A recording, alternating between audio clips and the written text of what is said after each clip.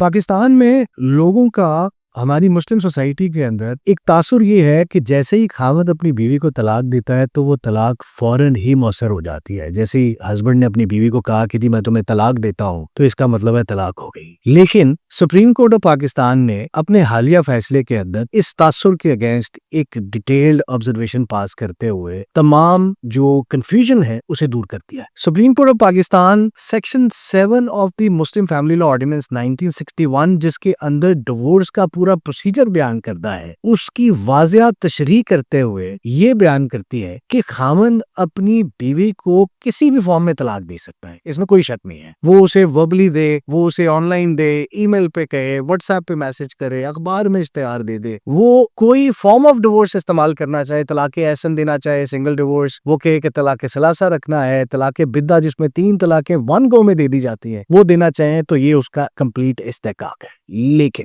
Supreme court of Pakistan نے محمد حسن سلطان case کے اندر واضح طور پہ یہ بیان کیا کہ طلاق انسٹنٹ نہیں ہے, فوراً نہیں ہوتی. طلاق جب خاوند دے تو اس طلاق کو آربیٹریشن کاؤنسل میں یعنی یونین کاؤنسل کے اندر جمع کروائے اور وہاں پہ 90 دن کا ٹائم لیپس کرنا چاہیے. عدت کی اصل معنوں میں جو اس کی اہمیت ہے شرعی طور پہ اس کو انہوں نے قانون کی اس ججمنٹ میں وضاحت پیش کرتے ہوئے کہا کہ 90 دن کا جو پیریڈ ہے طلاق کے بعد اس کی بنیادی ریکوائرمنٹ یہ ہے کہ اس درمیان دونوں فریقین جو ہے وہ یہ سوچیں سمجھیں کہ کیا ایک دوسرے کے بغیر رہ سکتے ہیں یا نہیں رہ سکتے. لیکن یہ 90 دن سٹارٹ ہوں گے جب آپ یونین کاؤنسل میں طلاق کا پروسیس جمع کرائیں گے اور وہ خاوند کروائے گا. اور خاوند جیسے ہی وہ 90 دن کا پروسیس شروع کرے گا تو اس 90 دن کے درمیان اس کے پاس یہ مکمل رائٹ ہے کہ وہ اس پروسیس کو وڈرا بھی کر سکتا ہے. یعنی اگر وہ کہے کہ میں اس طلاق کو واپس لینا چاہتا ہوں تو وہ طلاق کو واپس بھی لے سکتا ہے. اور طلاق اب دے گا تو خاوند, لیکن اس کو مؤثر کرنے کا جو اختیار ہے